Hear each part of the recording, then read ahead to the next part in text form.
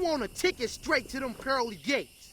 Welcome back to the channel, everyone. Today we're going to talk about this clip that went viral on Twitter about Maximilian. He's talking about hating the product so much so to where your own opinion becomes kind of irrelevant. This is such a good point by Maximilian. Many content creators can tell the difference between pure hate and actual criticism, especially if they've been doing it for a while. Some of y'all literally just yelling into a void thinking they will process it as critique. And this is the thing as well, right? The Moonsault Slayer is kind of controversial. People have a lot of opinions about the guy who has all the opinions, and I try to listen to those.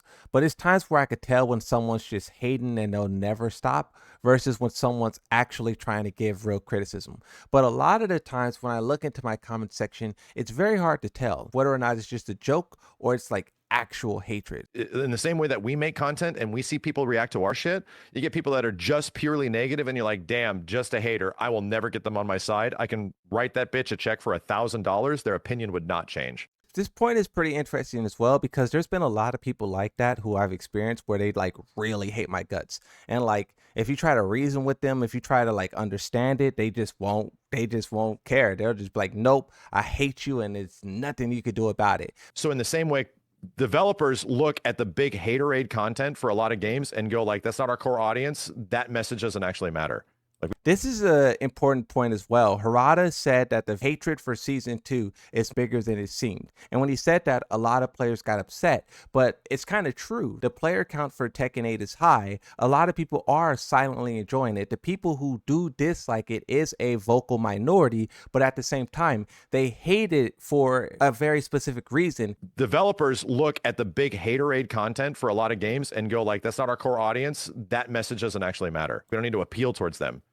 But if you're like, hey, this game has this that are great, and it's really good, and it's running good, but this, and this, and this. And that point as well about like, you don't need to appeal to them because they're just a vocal minority. You could go that route as well, but the reason why I think Tekken 8 can't is because the vocal minority is making a lot of noise. They really ruined the reputation of Tekken 8 and justifiably, right? The developers did a lot of things that was either one, a lie, or two, it was like just, I don't want to say false marketing, but they, for example, ghost battles. They said that they need to be able to use the ghost system in practice for tournaments. Now, we all know that the ghost system is not good enough to do that. That's another example of like the developers saying one thing and it doesn't live up to expectations at all. Some of it is valid and some of it is not valid, but fighting games, or Tekken in particular, can't ignore it because they're beholden to their legacy audience a lot. That's why I think there is a potential for things to change. Let me rewind a little bit so we could get this full statement. This game has this that are great,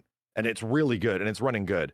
But this, and this, and this, and this, and this, these are big ass problems. So finding that criticism middle ground became really important to me, which is why like my relationship with devs now, whenever I run into them, they're like, be honest. A lot of people are going this route with Tekken 8, and this is why it will be a tragedy if they don't listen in Season 3, because you have so many great videos on YouTube, so many great posts on Twitter and Reddit, and even Facebook. People were just really breaking down the issues of this game. And what's funny about this is that I interviewed multiple different people, some who like the game, some who dislike the game, and everyone agrees. And this is the thing, is like, if the developers just attack that stuff in Season 3, it's an easy slam dunk. The last part there, right, where he says that when he runs into a developer and he's giving feedback about the game, they tell him to be honest. Because this is the thing as well, right?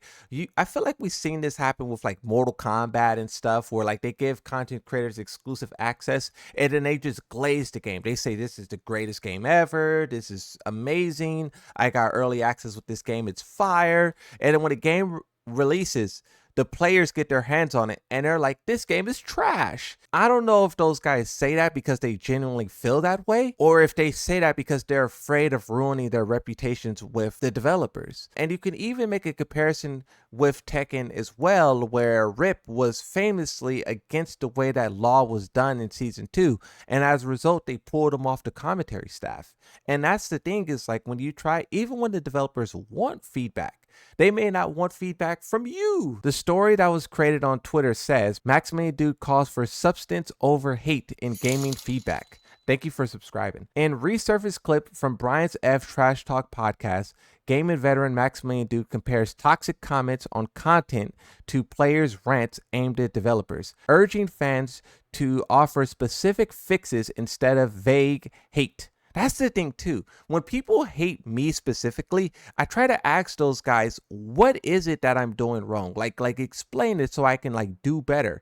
A lot of the times they just respond with another insult or they don't respond at all. And it sucks because when you want to do better, but the person won't even put in the effort to tell you what you're doing wrong, it's like, man, fans praise for push for respectful, actionable feedback, like explaining why mechanic feels off and how to improve it, while critics jab at Maximilian Dude's Capcom ties and accuse him of promoting toxic positivity. Like you have this tweet here where someone says, no, toxic positivity is far worse. When people heap praise on something that sucks, you're not making the world a better place, you're just a shill. I'm seeing people describe this as toxic positivity, which is insane to me. He's simply just saying what you want developers to take seriously. You should be willing to acknowledge good things about a game while also communicating its flaws. Exactly. You do have a lot of content creators who hate the game endlessly, but then you have a lot of content creators who love the game endlessly. Players fail,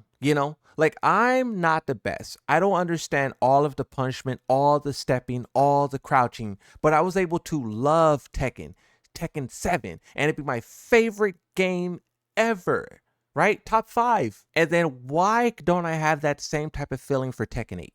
This is why I often tell the developers, if they do watch my content, don't listen to what I'm saying, listen to how I feel. Because some people aren't skilled enough to tell you why they don't like it. Sometimes they are only good enough to say that they don't like it. I don't like Heihachi going into Heat Smash and not having to deal with his what comes next. I don't like, these characters doing these jumping mid moves and they land in a stance and now I have to deal with what goes next. I can't explain all the time why it's bad. Sometimes I just know it's bad. And when I played previous versions of Tekken, this move, one, either didn't exist or it wasn't so prevalent or it wasn't so game defining. A lot of these things are the sole reason you win or lose the whole entire game, and it pops up so frequently. And I think if you were able to slow down the repetition, something of that degree, it would be better. But once again, this is why I say don't listen to what I'm suggesting, listen to how I feel. I think if the developers do that in season 3, the game could be much better, because also a lot of the times the players don't know what they're talking about. The players will explain something and it will be the most stupid explanation ever, and everyone would agree that that person is talking gibberish. It is a tricky situation, but this is also why I think it's important to be honest. Be honest, whether or not you're right, whether or not you're wrong, whether or not you're good, whether or not you're bad. Just give your genuine criticism, but also praise the developers where it's due. In doing that, they can understand what they're doing good and what they're doing bad. This is why I say, even though Brian Fury and Claudio are some of the strongest characters in the game, I still like those matchups a lot, because it's not infinite stance pressure. It's much different than running into a stance, into 5 different options. I don't want to play that. I do think there's a lot of things happening with the player base of Tekken 8, and I think a lot of people are starting to figure it out more and more, right? Toxic positivity and just toxic negativity, the extremes of both end. Most players are starting to work their way back towards the middle, but we're still waiting for the game to evolve and change in season 3 and see what they do next. Because we put out all the criticism and all the feedback we can. The update's like a month away, so we'll see what they do.